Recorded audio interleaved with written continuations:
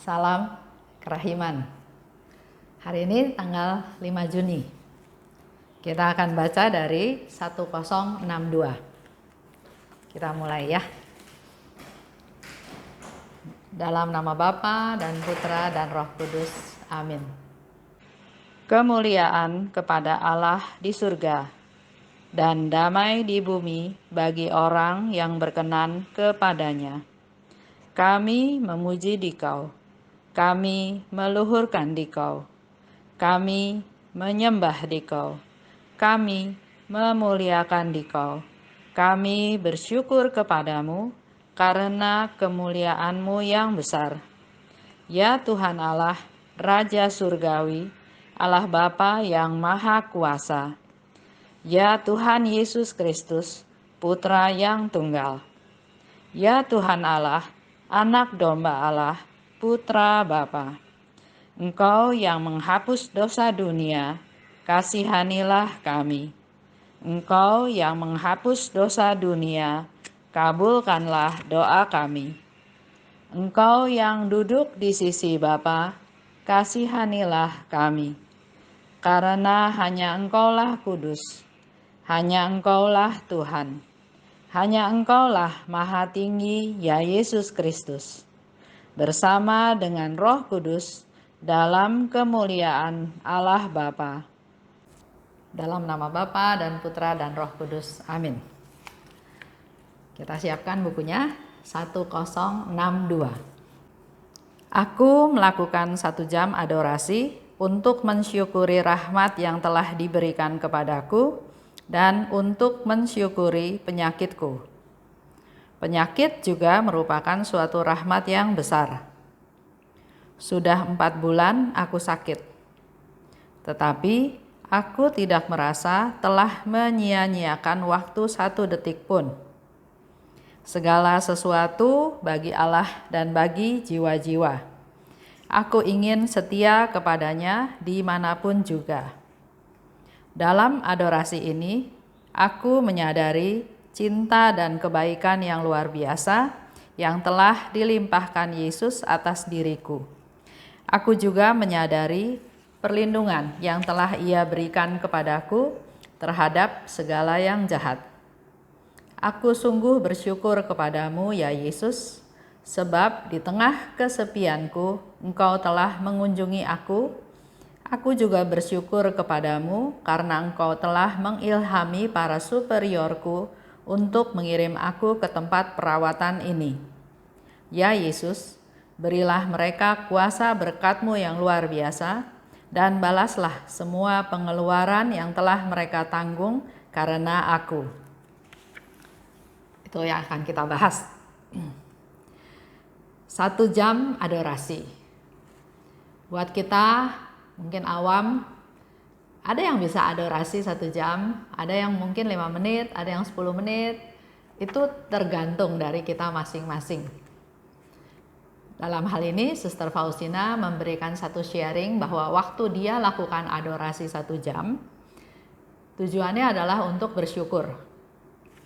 Kita juga sering ya datang ke ruang adorasi, kita berdoa, kita mohon rahmat Tuhan, kita bersyukur atas segala hal yang Tuhan lakukan dalam hidup kita. Bisa juga datang ke ruang adorasi untuk minta kekuatan, untuk merasakan kehadiran Tuhan, untuk hening. Banyak hal yang dilakukan. Ada yang juga datang ke ruang adorasi, berdoa sebentar, kemudian dia baca Alkitab. Lebih husuk, lebih hening, mungkin lebih dapat pencerahan. Ada yang berdoa rosario, dan di ruang adorasi juga macam-macam. Ada yang duduk, ada yang berlutut, ada yang bersila, macam-macam ya. Tapi mari kita sebagai orang beriman perlu memanfaatkan juga saat-saat adorasi, saat-saat kita menyembah Tuhan dalam sakramen Maha Kudus. Suster Faustina dalam hal ini bersyukur atas rahmat yang diberikan. Banyak rahmat yang diberikan ya, dan juga atas penyakitku. Kalau kita datang ke ruang adorasi, pertanyaannya kita bersyukur atas penyakit atau malah, sorry Tuhan, saya nggak ke adorasi karena saya sedang sakit. Ini bisa menjadi refleksi juga. Di sana Suster Faustina bilang bahwa dia 4 bulan sakit. Penyakit juga merupakan rahmat yang besar. Rahmat Tuhan itu ada yang anggap kecil, ada yang anggap besar, tergantung kita. Ada yang itu menjadi suatu rahmat, ada yang itu bukan rahmat, itu juga tergantung daripada kita. Ya. Di sini kita mau menggali, mau belajar, sebetulnya apapun yang terjadi, yang Tuhan izinkan terjadi, itu adalah rahmat. Jadi bukan hal yang menyenangkan, hal yang menghebohkan, naik pangkat, naik gaji, dapat banyak teman, dan lain-lain. Penyakit pun adalah rahmat. Ini hanya bisa dipahami kalau kita gali. Kenapa ya? Kok penyakit dianggap sebagai rahmat? Bahkan Suster Faustina bilang rahmat yang besar. Semua sakit penyakit itu oleh Suster Faustina bukan dirasakan sendiri, bukan dikeluhkan, tapi dikembalikan kepada Tuhan sebagai persembahan. Tuhan, kalau saya harus sakit, saya terima sakit ini. Mohon kekuatan, mohon perlindungan, mohon pemeliharaan supaya kuat jalanin sakit ini. Dan selama dia sakit 4 bulan, dia katakan tidak ada waktu yang sia-sia, sedikit pun enggak sia-sia. Karena waktu dia sakit di rumah sakit, selama 4 bulan, dia pakai waktu itu untuk dipersembahkan kepada Tuhan dan untuk berdoa buat jiwa-jiwa. Coba kita refleksi ke diri kita ya, ke diri kita atau orang yang kita kunjungi di rumah sakit, apa yang mereka biasa lakukan? Nonton TV, tunggu yang besuk datang cuma 1 jam 1 hari ya, atau mungkin 2 jam 1 hari, siang dan sore. Setelah itu apa? Langsung ngebayangin makanan rumah sakit yang gak enak, sepi, gak ada yang temenin, kok saudara-saudara gak datang, kok orang tua saya gak datang, kok anak saya gak datang. Nah, kalau diisi dengan hal-hal seperti itu, otomatis hidup kita jadi rasanya tidak menyenangkan. Khususnya buat Bapak Ibu yang barangkali sekarang sedang sakit. Apakah sakit di rumah? Apakah sakit di rumah sakit? Ayo belajar dari Suster Faustina. Bersyukur atas penyakit yang diberikan. Dan persembahkan waktu-waktu itu untuk Allah, untuk jiwa-jiwa. Kita bisa berdoa, kita ambil rosario, kita berdoa, peristiwa demi peristiwa kita berdoa. Atau doa koronka, atau kita baca, kalau nggak bisa doa spontan, baca dari puji syukur. Di sana banyak sekali contoh-contoh bagaimana berdoa. Berdoa untuk kerukunan dalam keluarga, berdoa untuk anak yang mau ujian, berdoa untuk mohon pengampunan, berdoa mohon kekuatan, kesetiaan. Banyak. Silahkan buka buku puji syukur. Contoh ya, kalau saya dulu aktif juga di persekutuan doa. Dan kadang-kadang dapat tugas jadi MC. Siang, kalau sorenya atau malamnya mau tugas jadi MC, itu kepala sakit. Ada rasanya, aduh mundur lah, nggak mungkin lah saya bisa jadi MC. Tapi ada satu dorongan, enggak. Si jahat nggak suka saya lakukan itu. Oleh sebab itu saya harus lawan. Terus sakit kepalanya terus. Sampai mau tampil pun masih sakit kepala. Tapi begitu pegang mic, begitu puji Tuhan, penyakitnya hilang. Yang ada setelah itu adalah sukacita. Ya, jadi jangan kalah sama penyakit. Jangan nyerah. Kalau kita punya keinginan, punya tugas, lakukan. Nanti Tuhan yang beresin, Tuhan yang buka jalan. Untuk kita yang sedang sakit atau sudah sembuh, ini juga menjadi satu pelajaran. Sakit itu nggak enak. Kita jadi nggak leluasa, jadi nggak bisa ini, nggak bisa itu, belum badan kita juga jadi sakit. Tapi melalui proses sakit, kita sembuh dan kita bisa bersyukur bahwa saya sekarang sembuh, saya harus melakukan sesuatu supaya jangan sakit lagi. Apakah rubah pola makan, apakah rubah pola tidur, pola istirahat, pola pikiran. Ayo belajar dari segala sesuatu supaya kita jangan masuk lagi. Khususnya ya buat teman-teman barangkali di dalam komunitas juga ada yang masuk ke Wisma Atlet karena positif corona. Syukuri. Dan saya dengar sharing dari dia, Bu Esther, saya sekarang lebih rajin berdoa rosario, berdoa koronka, jalan salib, jam kerahiman, novena 3 Salam Maria, dan banyak doa-doa lain. Makin mendekatkan diri pada Tuhan, makin berserah, makin bersyukur.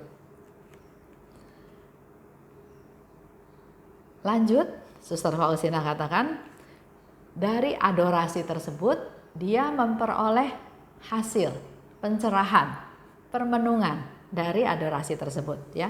Jadi kalau adorasinya sebentar, mungkin nggak banyak yang didapat. Tapi dengan adorasi 1 jam, kita hening, kita biarkan Tuhan bekerja, biarkan Tuhan berbicara, ada hasilnya. Dan dikatakan, 1, aku sadar akan cinta dan kebaikan yang dilimpahkan oleh Yesus. Di dalam hening tersebut, di dalam adorasi tersebut, kita akhirnya menjadi sadar akan cinta dan kebaikan Yesus kepada kita. Kedua, Suster Faustina juga menyadari bahwa saya ini dilindungi dari segala yang jahat. Saya dilindungi dari segala yang jahat. Dan di tengah kesunyian pada waktu dia sakit, dia tetap dihibur oleh Tuhan. Tuhan Yesus datang. Jadi dia nggak kesepian lagi. Dan yang keempat, dia juga bersyukur karena superiornya mengirim dia ke rumah sakit. Dengan begitu dia punya banyak waktu dengan Tuhan, tapi dia juga nggak lupa untuk berdoa buat superiornya. Nggak hanya fokusnya ke diri sendiri. Biasanya yang sakit itu adalah fokusnya ke diri sendiri. Saya sakit, kapan sembuh, obatnya banyak, nggak enak, mau muntah. Keluhan-keluhan dari diri sendiri. Sekarang jangan fokus ke diri sendiri, tapi fokus ke yang lain. Bersyukur, karena masuk rumah sakit. Berdoa buat yang, kalau Suster Faustina berdoa untuk para superior yang memasukkan dia ke rumah sakit. Nah, kalau kita yang sakit, jangan ngomel bahwa iya saya ini dipaksa masuk oleh suami saya dipaksa masuk oleh anak saya. Syukuri, mereka perhatian sama kita. Doakan mereka supaya mereka sehat, supaya mereka diberkati Tuhan. Ya, jadi isi hidup kita, pikiran kita, apapun keadaan kita, isi dengan hal-hal yang positif. Itu aja renungan hari ini. Kita tutup dengan doa ya. Dalam nama Bapa dan Putra dan Roh Kudus, amin. Allah Bapa yang Maha Baik, kembali kami bersyukur dan berterima kasih karena Suster Faustina memberikan satu masukan melalui adorasi banyak hal yang bisa dialami. Terutama dia bisa bersyukur atas segala rahmat yang Tuhan berikan. Bahkan dia bisa bersyukur atas segala penyakit yang dia derita. Karena dengan penyakit-penyakit tersebut, dia punya banyak waktu yang lebih banyak bersama Engkau Tuhan. Berkati kami, anak-anak-Mu Tuhan, berilah kami kesehatan, berilah kami kekuatan. Kami berdoa untuk mereka yang sedang sakit, Engkau hibur mereka Tuhan, agar mereka segera bisa sembuh. Tapi di dalam masa sakitnya, biar dia juga tetap merasakan penghiburan daripada-Mu, kehadiran Tuhan yang memelihara, yang menjaga, yang menghibur dia. Agar segera sembuh, menjadi sehat kembali dan bisa kembali beraktivitas. Terima kasih Bapa. Dalam nama Tuhan kami berdoa dan bersyukur. Amin. Dalam nama Bapa dan Putra dan Roh Kudus. Amin. Salam kerahiman.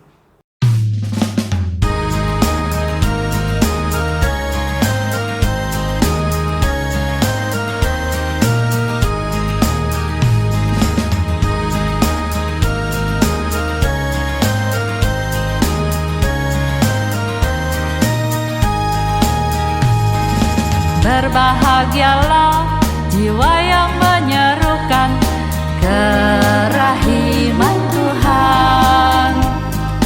Jiwa itu akan dibela oleh Tuhan sebagai kemuliaan-Nya.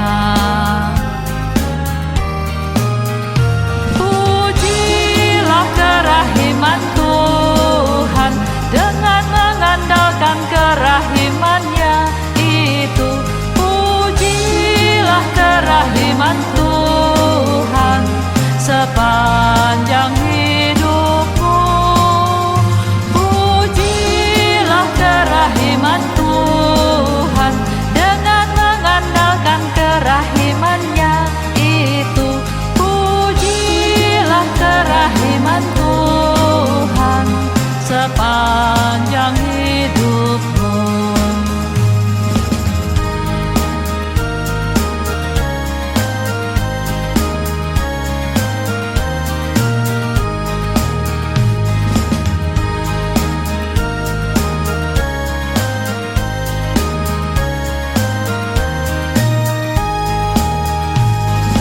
Berbahagialah jiwa yang menyerukan kerahiman Tuhan.